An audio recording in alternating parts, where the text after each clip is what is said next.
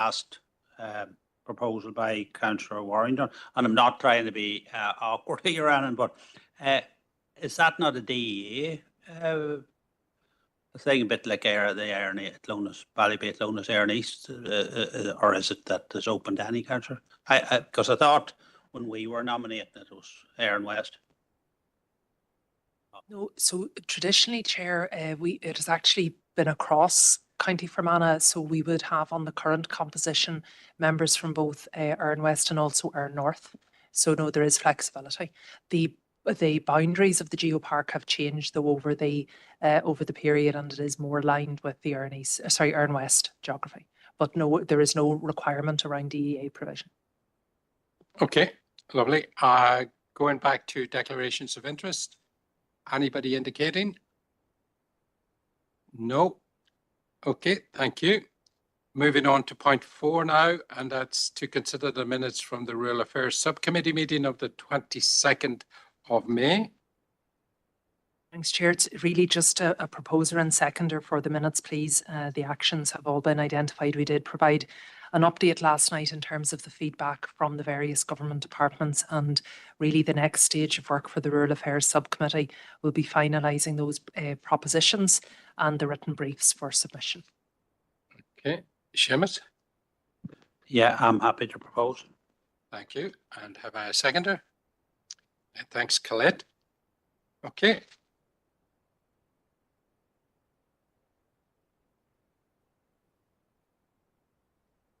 Moving on to point 5 then, and 5.1 to consider a report on consultations, and that's paper B. Louise? Yeah, thank you, Chair. So item 5.1. So there are 3 items for information, members. Consultations submitted since the last P&R, so that was the DWP Pathways to Work response, and consultations referred to other committees. So a consultation to DERA on the Nutrients Action Programme and on Climate Change Adaptation Programme, and a third one on the Climate Action Plan. To the Regeneration and Community Committee, consultation on shaping sustainable places, and also a Transport Strategy 2034. So a significant number of very important and detailed consultations which have been put out now, for which responses will be developed over the summer. At 2.3, there are a number of consultations for noting, and I won't go through all of those. They're listed there under 2.3. Also, in addition, so since the committee received this paper, or this paper available to members, a number of other consultations have been published. So most notably, the Equality Commission has published a paper in relation to the Supreme Court judgment for women in Scotland, for Women Scotland versus the Scottish Ministers. That closes on the 19th of September. So this paper is the first step of a 6-stage roadmap, and the second stage of that roadmap is a consultation, and it's mainly focusing on establishing the legal uncertainties that the Commission has identified. So we will be drafting a response to that and bringing that to the next P&R in September. There are 2 more other consultations which we will refer to other committees, have been referred to other committees. So a consultation on the anti-poverty strategy, that closes the 19th of December, and to refer to environmental services, one on plastic pollution plan for Northern Ireland, that closes the 24th of September. And again, another items for noting, I won't list those. A third point to mention is that an agenda item has been put on the Western Board Trust, which is a consultation for tomorrow evening, which is a consultation on the permanent arrangements for emergency general surgery in the SWA. Thank you. So it's recommended that the Council notes the additional information presented on consultations submitted, consultations referred to other committees, and the consultations included for noting as detailed in the paragraphs and as provided through additional verbal update. Thank you.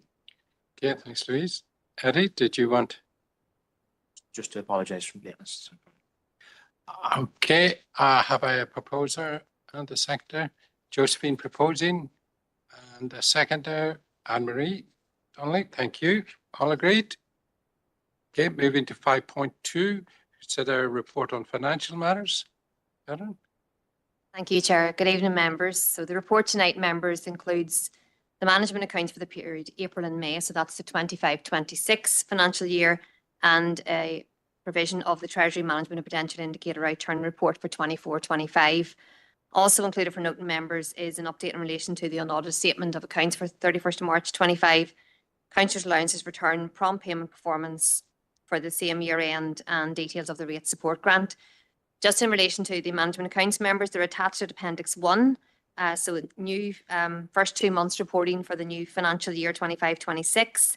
And noting at Appendix 1, the net operating expenditure for the period amounted to £6,251,317 out of a budget profile for the period of £6,627,270. That then, members, leaves total expenditure to be financed amounted to £6,584,403 against a budget profile for the period of £6,960,356.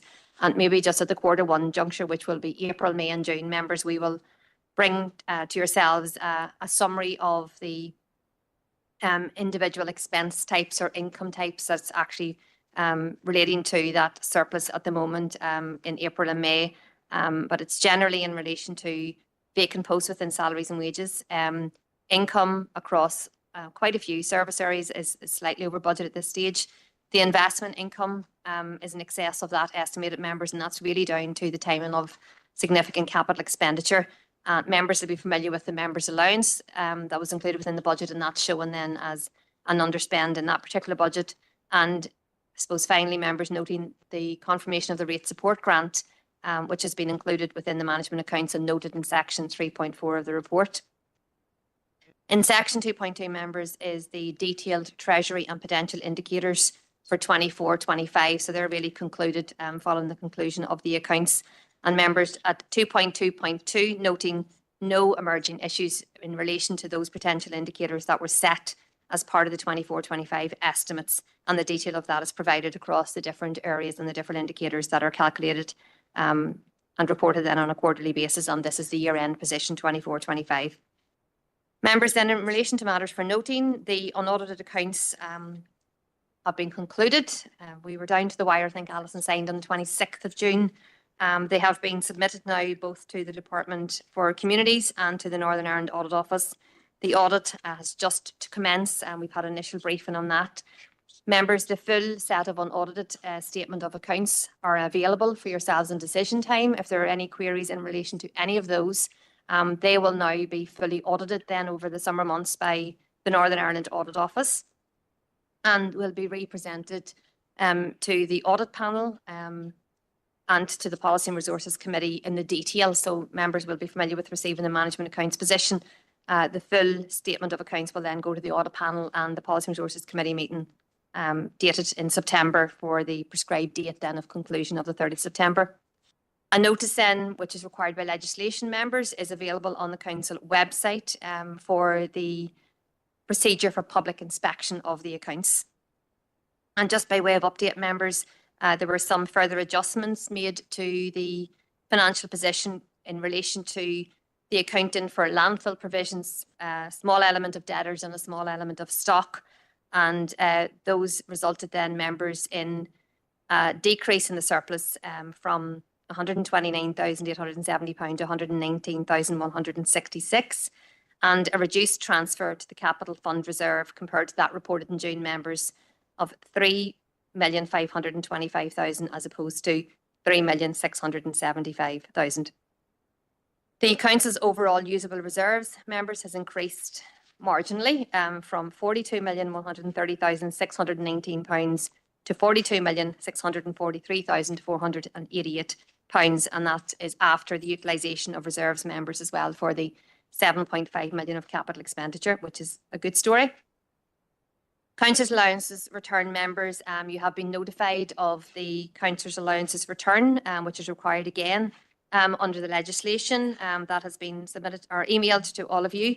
And the completed return members will be published on the council's website by the due date, on or before the due date of the 25th of July. And that date again is prescribed by the Department for Communities. Members, just noting at 3.3, the prompt payment performance and the requirement for that prompt payment performance and the publication of such, it's actually done on a quarterly basis, members. The full end of year position is included within the financial statements, and I've just detailed within section 3.3 how we're actually returning since 2018-19, so just a review over the last 5 or 6 years. And then finally, members, as I've previously mentioned, the rate support grant allocation for 25-26 is gratefully, it's more than what we had included in the 25-26 estimates by £75,983 for the year. Just noting, members, that the rate support grant is at that very low level from the Department of Communities of £3,124,000 for all councils that are deemed eligible for that. Subject to any queries, members, the recommendations are detailed at section 9. 9.1 is the council approves the management accounts for the period April and May 25, and the Treasury Management and Potential Indicator Outturn Report for 24-25. But the council notes the update on the unaudited statement of accounts for 24-25, the council's return prompt payment performance for the same period, and then noting the rate support allocation from the Department for Communities for 25-26. Okay, thanks, Catherine. Seamus? Thank you, Chair. I suppose a couple of questions. First of all, to commend our financial team on the report. Very precise and easily read as usual. A couple of queries, just the 75,000 of rates relief support. Was it 3.9 million as the overall allocation from the Department of Communities or in around that? It just seems that if you divide 11 into that, and I know that's a very crude way of doing it, but it seems that we are getting a very small selection of the 3 point whatever it was million with 75,000. I presume it's because we're a smaller council and that rurality isn't taken into account of as a council. The other thing I had looked at here was I think it was the climate change and innovation, 433,341. I suppose, as far as the Climate Change Act, and I know we are legally bound to do these things, but has there ever been an overall figure or a projected overall figure of what it will cost by the time 2050 comes along, and taking that if we achieve everything that we're trying to achieve, what is the estimated bottom line, as in what is it going to cost us? And I suppose the other thing is then, has anything then ever been or any studies ever done on exactly what improvements to the climate, the expenditure that Fermanagh and Omidis, the council, have spent over the next 25 years, what percentage of improvement to our climate will it have had? So just a couple of questions, and I know that's probably a very, very awkward question, Catherine, that you're probably not able to answer, but anyway. We'll divide them up. Catherine? Absolutely, yeah. Thank you, Councillor. And yes, absolutely, I will refer to the first question, Councillor Green, and then I will refer to Alison for the climate change. So in relation to the rate support grant, so yes, the council's allocation as calculated by the department is 7.23%, and last year that was 8.4%, so it changes every year. The total available budget from the department is 3.124 million. There's a fairly significant detailed calculation behind that, but it does look at the wealth and needs of a council in comparison to all 11 councils, and it does take into account sparsity and a number of other factors as well. So the rurality would be included within that sparsity element of it. So that's the crux of that. We had estimated 150,000 within the 25-26. That's what the 75,000 is, and we will receive in the year £225,983. Thank you. Okay, thanks, Kendra. Thank you, Chair. In relation just to the cost of achieving net zero, we did actually do a report on that, though it would need refreshed, but it related specifically, Councillor Green, to the, I suppose, the carbon neutralising, if that makes sense, of our own estate, and also looking at fleet. Now, my recollection, I don't want to misquote a figure, was it was certainly a very significant level of expenditure. We were working on the basis at that stage, and it was done at the time of our own original climate change action plan, that there would be central government support, particularly for public sector estate, maybe retrofitting and making other energy interventions. That appears to be becoming less likely. So the cost burden would be something, if the council chose to proceed, would probably fall to us. In relation to our contribution against the overall Northern Ireland targets, that really hasn't been mapped out in any significant way, largely because I suppose the strategies are now only emerging. There has been a requirement attached to each local authority on the carbon budgets and on what will ultimately be, I suppose you could describe it as public sector, the duty reporting that councils will have to central government, but that has not yet been fully quantified and hasn't come back through. I think there probably is a consideration for us, Chair, in the context of our own improvement plans as well. When the council first considered climate change and declared the climate emergency, we actually set more ambitious targets for ourselves as an organisation and as a district than government did for Northern Ireland as a whole. And it may be timely in the context of the recently published legislation that we actually assess that against what is realistic, what's affordable, and what the funding sources for that will be. And I suppose just the final comment I would make, Chair, in relation, for example, to the Lakeland Forum, we took a very deliberate decision around Passive House because that will offset a lot of our other carbon production and will actually be beneficial for the estate and the council as a whole. Okay, thanks, Alison. Seamus? Thanks, Thomas, for letting me in again. I suppose my question wasn't particularly about the Northern Ireland totals. My question was deliberately what effect would it have on the climate. And of which I know the answer is will have zero effect on the climate. So that's where I was coming from on that. Just the one other question, and Catherine, remember we wrote to the executive, I think, about, was it the 2% that was supplied by the British government to offset was it the national insurance? Have we ever got any answer back on that, or? Good question. I can maybe just come in. No, Chair, again, Councillor Green's correct. We had asked about the ring-fenced contribution that had been provided by Treasury to the executive. We did write, and we haven't received an acknowledgement or a response. Scandalous. Okay. Right, to propose to write again. Yeah. I would propose that we do follow that up. Okay, have I a seconder for that? Eddie's going to second, and we all agreed on that action. Okay, Eddie, floor is yours. Thanks, Chair, and thank you, Catherine, and your team once again for your report. A couple of questions for yourself first. Prompt payment section there, you can see improvements in that with each passing year. Is there a target that the FC hold us to? And if so, are we hitting it?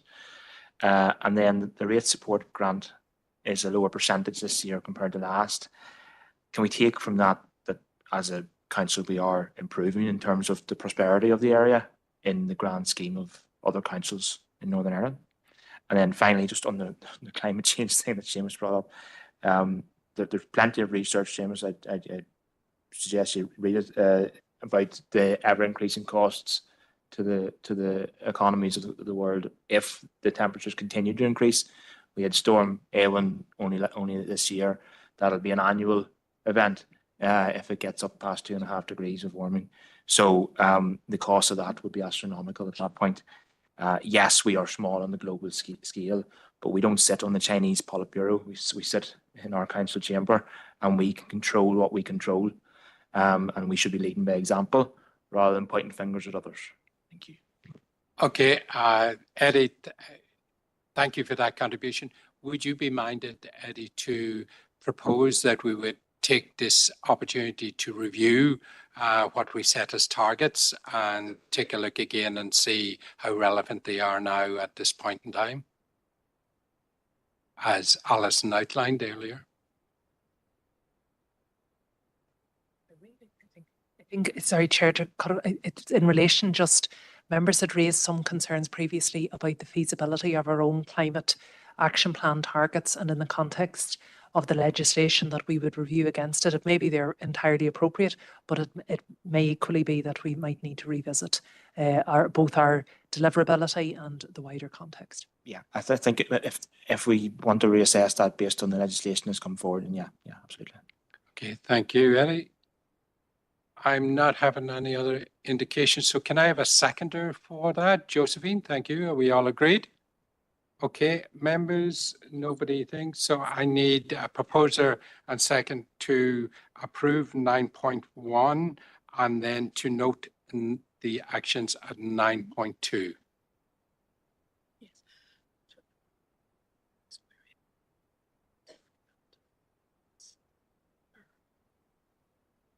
Yes. Okay. Yes. Catherine, all yours. Thank you, Chair. It's just to respond to the couple of queries. The prompt payment, there is no target as such, although I would suggest that we have been doing this since 2015-16 and possibly could review with the department at some stage.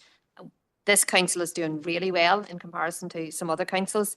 I suppose I'm always minded that, generally speaking, our suppliers allow 30 days. So I suppose that target would be almost 100% and to do better. But the percentage pay within 10 working days has come really well up, and it's probably as close as we can get. There's one additional piece of software that we can possibly look at to maybe move that even one step further. But it's like everything else. It's only as good as the information you put in, what you get out the other side. But pretty content with where we are there at the moment. The rate support grant, you're absolutely right. Our wealth compared to our needs is in a better position this year than last year. And you will see that coming through as well in terms of rates income and where the rate space is actually sitting and the growth in the rate space that we've experienced. That's been included in 25-26 estimates. So that's just those two queries. Thank you. Thanks, Catherine. Victor? Thanks, Chair. Just a query, Catherine. You're saying most of our accounts are obviously 30 days. If we have a 30-day account, are you saying we do our best to pay them earlier within a shorter space of time? No?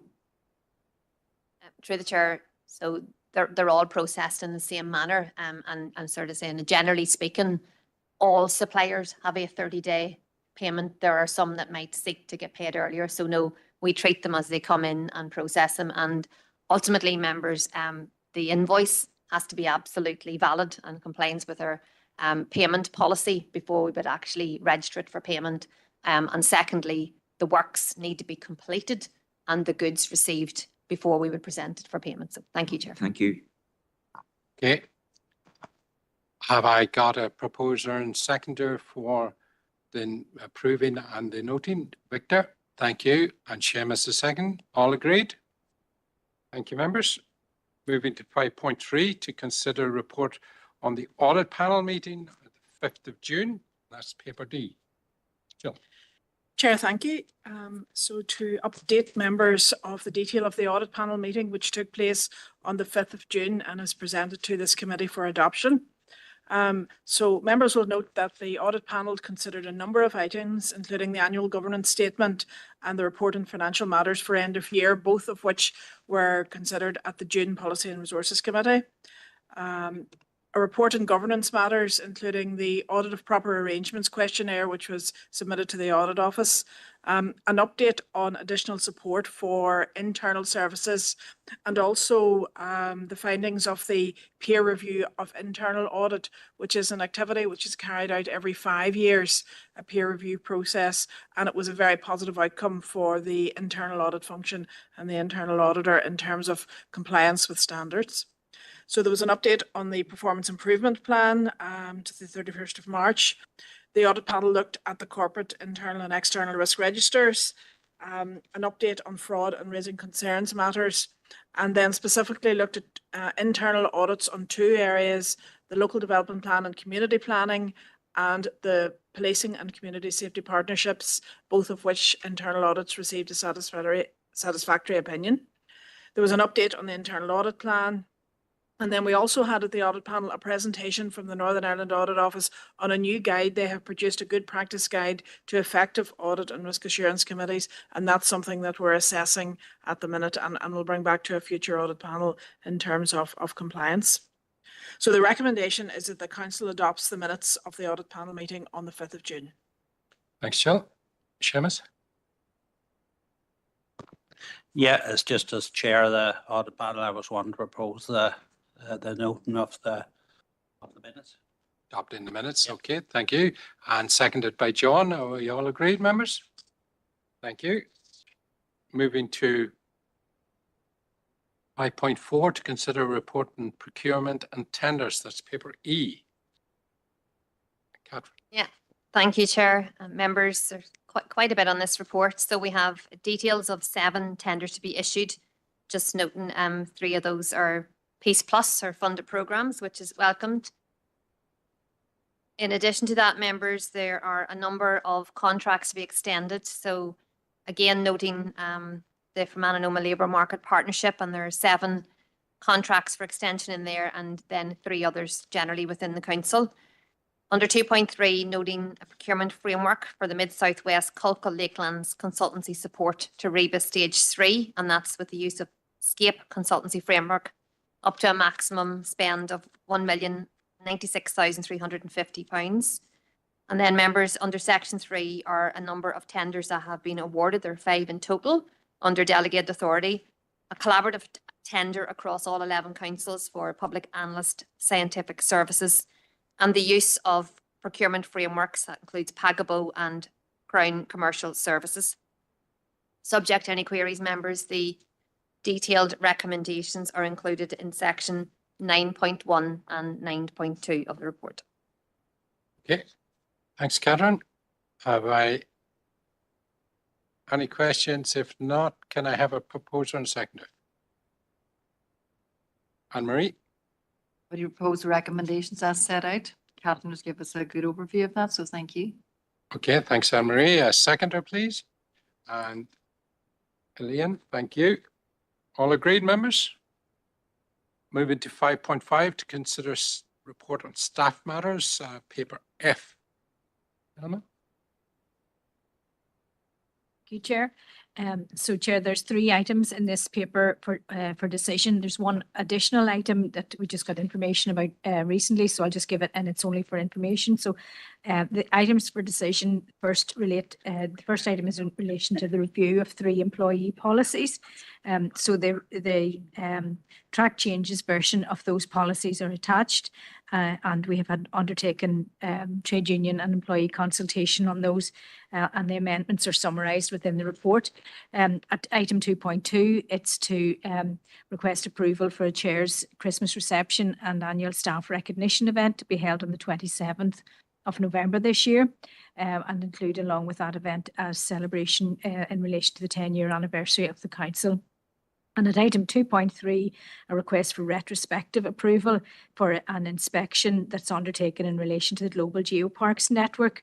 And that is undertaken from the 23rd to the 27th of June, when we had 1 officer attended in France to undertake that inspection, and there is no cost to the council in relation to that.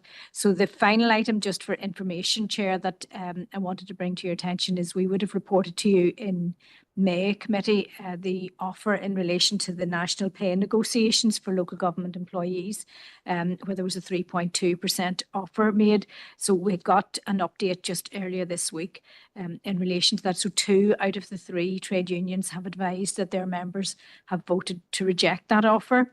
The 3rd trade union, Unison, has advised that they are considering the next steps in relation to their consultation results, and we expect to have further information in the next few days, but that is the position just in relation to that at the moment. So the recommendations are to approve the amendments in the 3 employee policies as outlined: the Chair's Christmas reception and annual staff recognition event, the retrospective participation in the inspection in the UNESCO Global Geopark in France, and to note the update in relation to the 2025 local government pay negotiations.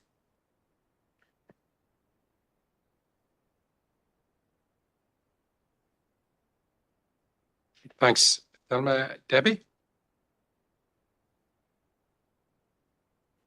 Thanks, Chair. Yeah, I'll propose all those or to note all those. But can I just ask a question on the career break policy? Does it include, maybe what I'm asking is already in the domestic violence and abuse policy, but and I know it does state in there if you have to leave for family members, you know, if there's a special reason, but it doesn't specifically say that if there's an issue of domestic abuse, like, you know, court cases coming up or having to move home and all that sort of stuff. So either could that be included, or, because I couldn't read it in time before I come in on this tonight, is it already included in the domestic violence policy that we have? Thank you. Okay, thanks, Debbie.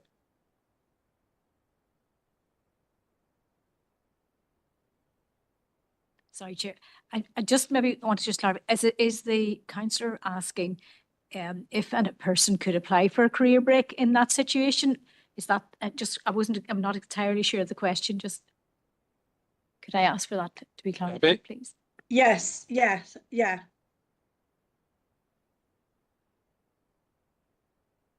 Okay, so yes, it is one of the special domestic responsibilities is one of the criteria. And I mean, that is an example list. So I wouldn't see any issue with that being something that's being considered under the career break policy. All right, okay. I think it would be, you know, good to kind of highlight it, but as long as it's included, that's okay. Thank you. So I'll propose the recommendations. Thanks, Debbie. Have a seconder? Eddie? Thank you. All agreed? Thank you, members. And we're moving to 5.6, consider report of the Director of Corporate Services and Governance. Yeah. Oh. Chair, thank you. So there is one item for consideration in this report, which is the draft Equality and Good Relations Annual Progress Report, which is attached as Appendix 1. So this provides an overview of the Council's activity and progress in fulfilling our statutory obligations in implementing our Equality Scheme commitments and our Disability Action Plan. And the report reflects progress made between April 24 and March 25, and is due to be submitted to the Equality Commission for Northern Ireland by the 31st of August. So you'll see, members, as you go through the report, there's very extensive activity going on across the organisation in both those areas to fulfil our statutory obligations in relation to equality screenings, in relation to our working consultations and lobbying, in relation to hosting civic receptions for particular groups, the very important work of the Access and Inclusion Advisory Group, and the very large number and scope of programmes and projects across the organisation. So the report outlines that activity, the impact of the activity, and the relevance of the plan.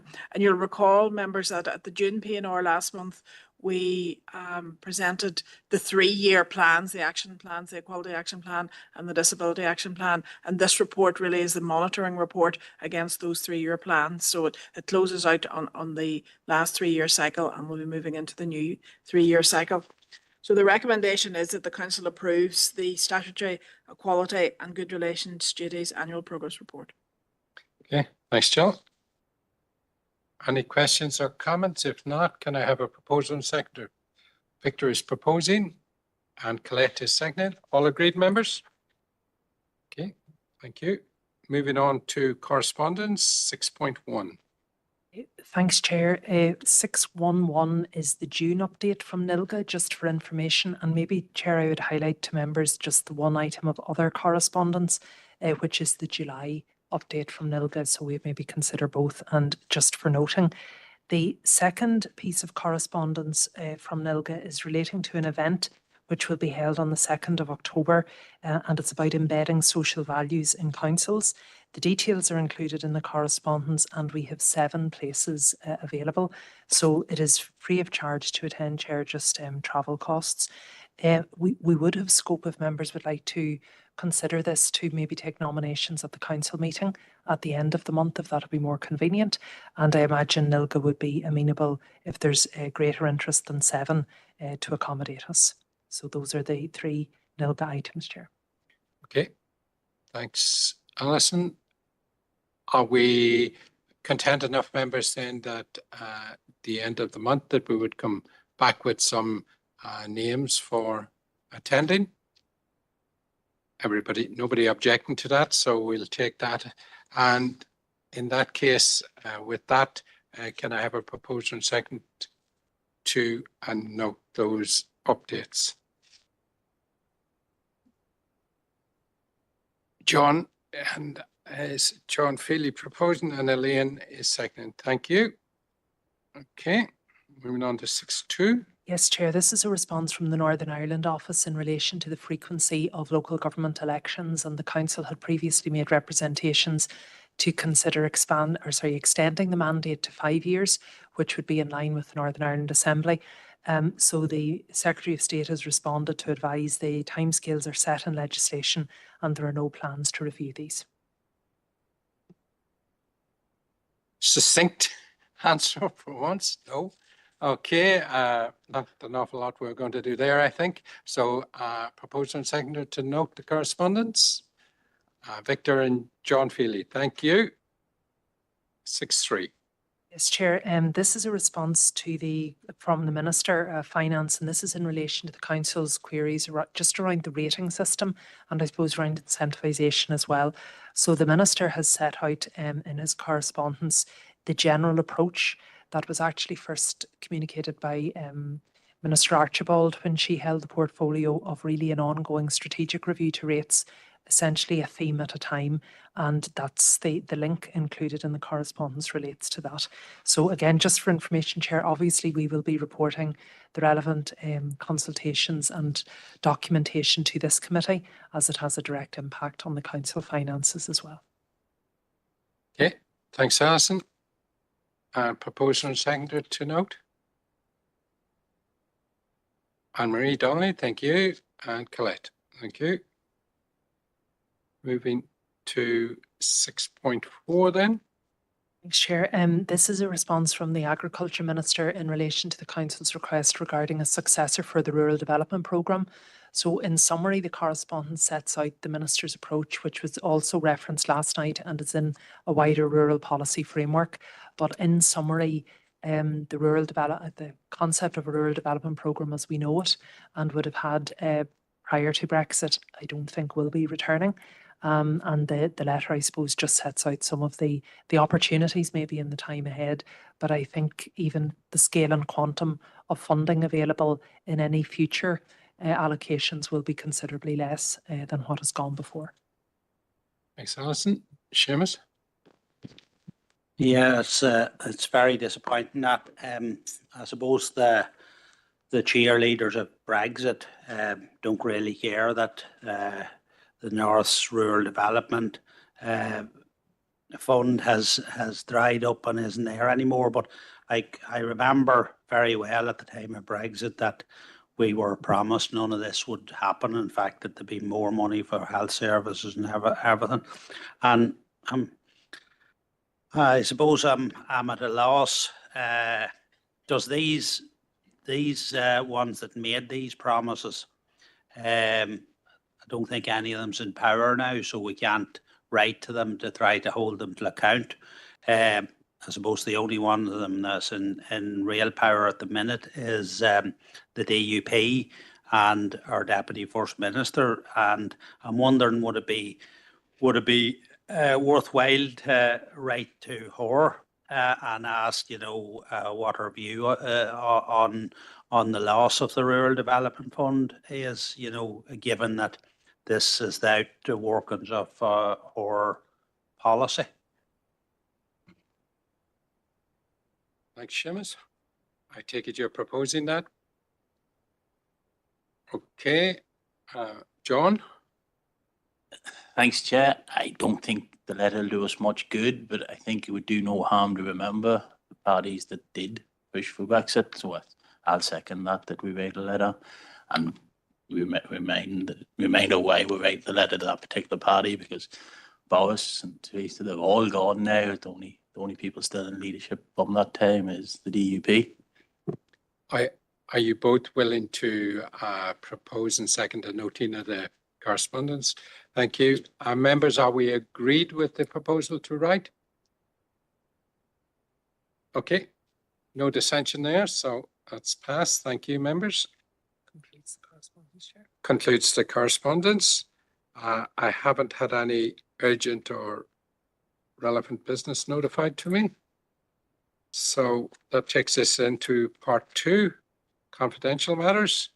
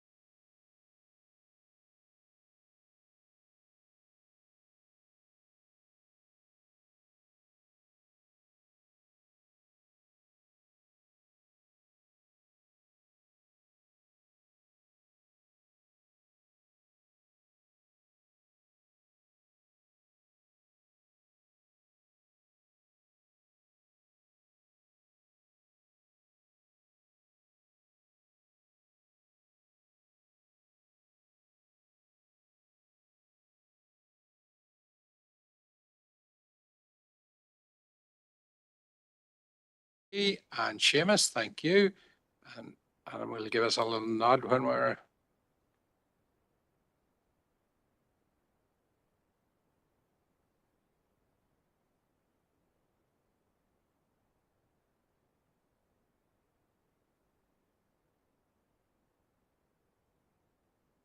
okay, we're all good. Shall I ask the Chief Executive to give us a brief on what was discussed in confidential? Thank you, Chair. While in committee, the committee considered the report on confidential staff matters and agreed a series of actions in relation to that report. Also noted correspondence from the Northern Ireland Audit Office and considered a legal opinion and agreed a course of action in relation to this. Okay, can I have a proposer and seconder? Victor and Colette, thank you. Okay, members, that brings our meeting to an end. Thank you all for your attention and cooperation. And